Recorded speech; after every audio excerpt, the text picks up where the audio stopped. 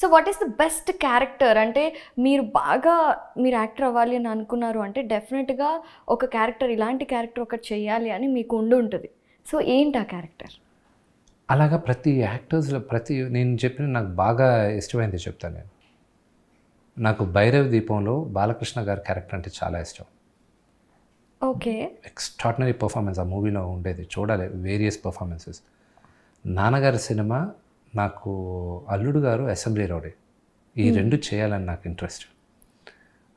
వెంకటేష్ గారిది Chanti, I love that. And Nagarjuna గారిది నాకు గీతాంజలి ఒక ఎపిక్ కానీ, బట్ ఆయనది అన్నమయ్య నాకు all time favourite. What a performance దాంట్లో. అండ్ చిరంజీవి గారిది ఇది Jagadeka Veerudu Athiloka Sundari, of course everybody's favourite. That is my, నా లైఫ్లో ఒక 10 movies one of my favourite అంటే జగదేక వీరుడు అతిలోక సుందరి అని చెప్తా. దాంట్లోనూ ఆయన సినిమా ఉంది, ఏది శివలింగం తీస్తారు, చేస్తారు, అంజి గారు పెద్ద ఆయన విశ్వనాథ్ గారి డైరెక్షన్లో. ఆ మూవీ నాకు ఆ పర్ఫార్మెన్స్, ఆ మూవీ చేయాలని, అంటే అది చేయాలని. Okay. So these are the characters. ఈ చాలా మూవీస్ ఉన్నాయి విచ్ ఐ వాంట్ ఇవి చూసి ఇన్స్పైర్ అయి పెరిగాను నేను. వీళ్ళందరూ సినిమాలు చూసి ఇన్స్పైర్ అయి పెరిగిన వాడిని నేను. రామారావు గారిది అయితే నర్తనశాల చూడాలి. నర్తనశాల వాజ్ అంతే.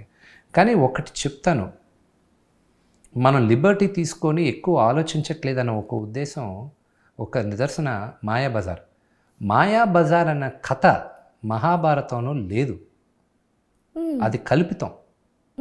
వీళ్ళు ఉంటే ఏంటి, ఇలా జరుగుంటే ఏంటి, క్యారెక్టర్స్ని తీసుకొని చేద్దామన్న కథ అది.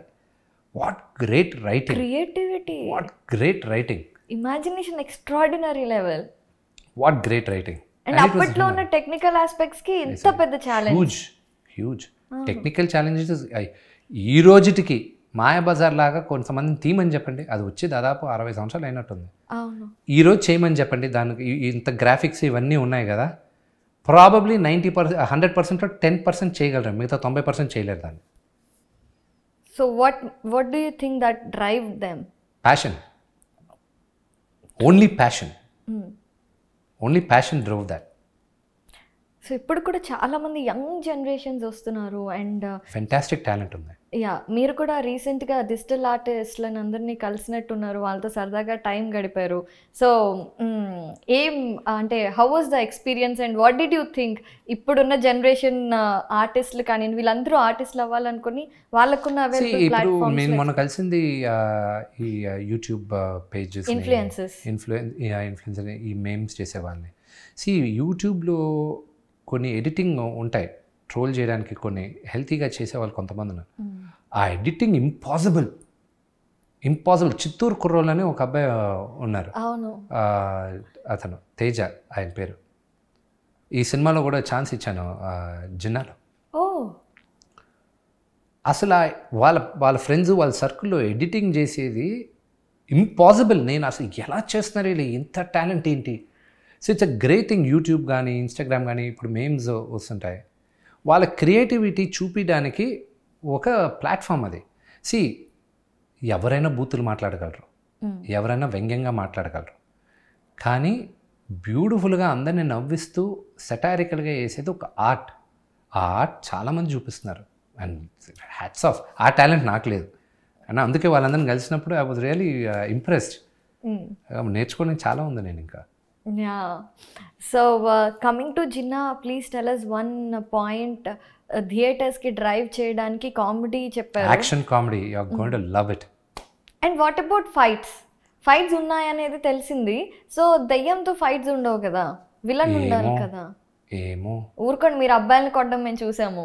ఏమో లేదు, రెగ్యులర్ ఫైట్స్ ఉన్నాయి.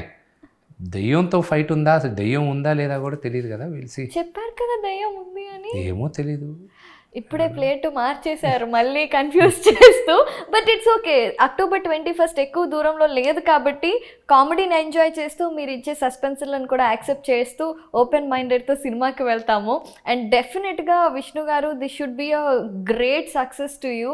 అండ్ అలాగే ఇప్పుడు ఈ సినిమాతో మళ్ళీ వరుస పెట్టి సినిమాలు తీయాలి అనేసి మంచి మంచి మీరు అన్నట్టుగా అలాంటి ప్యాషన్తో అలాంటి క్రియేటివిటీతో you should make and do movies. All the best for you and thank you so much.